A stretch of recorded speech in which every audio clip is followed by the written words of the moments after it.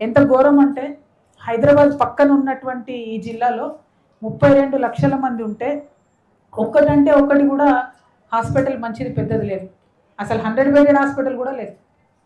చాలా సర్ప్రైజ్ అయినా నేను చూసి. 7 పిహెచ్సిలు ఉన్నాయి, చాలా సబ్ సెంటర్స్ ఉన్నాయి. కాకపోతే 100 బెడెడ్ హాస్పిటల్ కూడా లేదు. కనీసం 32 లక్షల మంది హైదరాబాద్ పక్కన ఉన్నారు. మరి ఏంది దీనికి అని అంటే ప్రైవేట్ హాస్పిటల్స్ ఉన్నాయి. ఇప్పుడు కొన్ని ప్రైవేట్ మెడికల్ కాలేజెస్ ఉన్న వాళ్ళ హాస్పిటల్స్ ఉన్నాయి.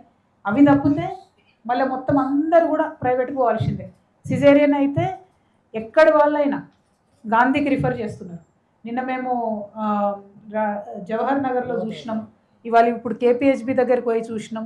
ఇక్కడ నుండి గాంధీకి రిఫర్ చేస్తున్నారు. కీసర్లో కూడా అదే పరిస్థితి. అంటే చాలా దూరం, దాదాపుగా 1.5 to 2 hours ట్రావెల్ చేయాలి ఒక ప్రెగ్నెంట్ లేడీ ఎమర్జెన్సీలో అంటే ప్రాణం పోయే పరిస్థితి ఉన్నది తప్పితే కరెక్ట్ అయితే లేదు. మరి హైదరాబాద్కి పక్కకే ఉన్నాయి మేడ్చల్, కానీ అన్ని మేడ్చల్లో ఉన్న అన్ని నియోజకవర్గాల్లో హెల్త్ విషయం మాత్రం తీవ్రంగా నెగ్లెక్ట్ కాబడింది. చాలా అన్ఫార్చునేట్ ఇది.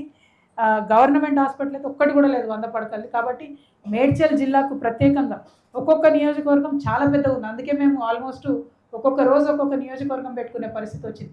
కుత్బుల్లాపూర్ మార్నింగ్ టు ఈవినింగ్ తిరిగితే కూడా స్ట్రెచ్ సరిపోనంత ఉంది. సో ఎవ్రీ కాన్స్టిట్యున్సీలో మినిమం 100 బెడెడ్ హాస్పిటల్ పెట్టాలని చెప్పి నేను ప్రభుత్వాన్ని డిమాండ్ చేస్తూ ఉన్నాను.